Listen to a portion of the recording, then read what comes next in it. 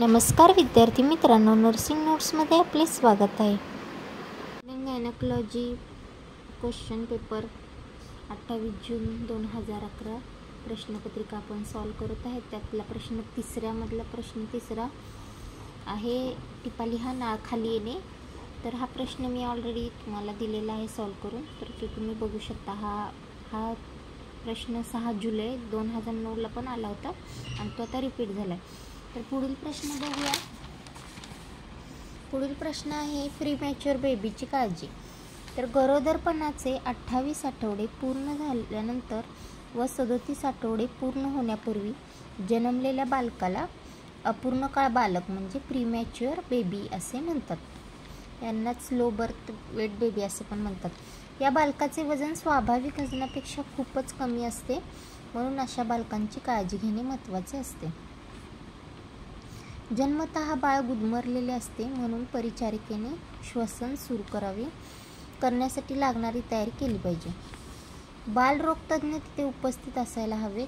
एक मूल जन्मल्याबरोबर त्याची नाळ बांधून निर्जंतुक कात्रीने कापून त्यास मातेपासून वेगळे करावे. बाळ प्रथम उबदार कपडे असलेले ट्रेमध्ये घ्यावे व लगेच उबदार कपड्यानेच गुंडाळावे.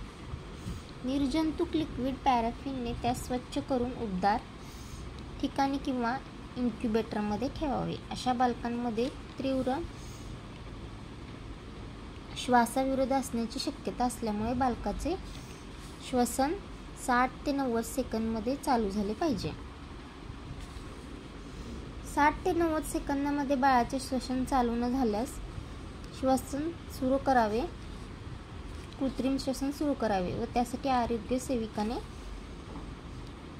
एंडोट्रकियल इंट्युबेशनची तयारी ठेवणे आवश्यक आहे. मूल गुदमरलेले असल्यामुळे त्याला ऑक्सिजनची गरज जास्त असते, म्हणून आरोग्य सेविकेने ऑक्सिजन तात्काळ सुरू करावा. अशा बालकाची हालचाल कमीत कमी करावी आणि जोखीम बालक म्हणून नोंद करून त्यांची कुशल परिचर्या करावी.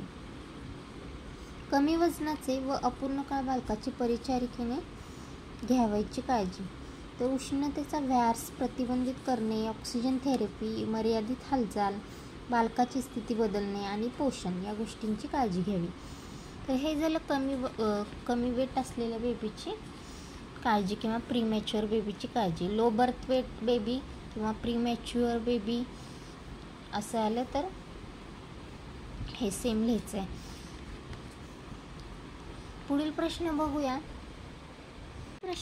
काय आहे, फोटोग्राफ हा प्रश्न आहे.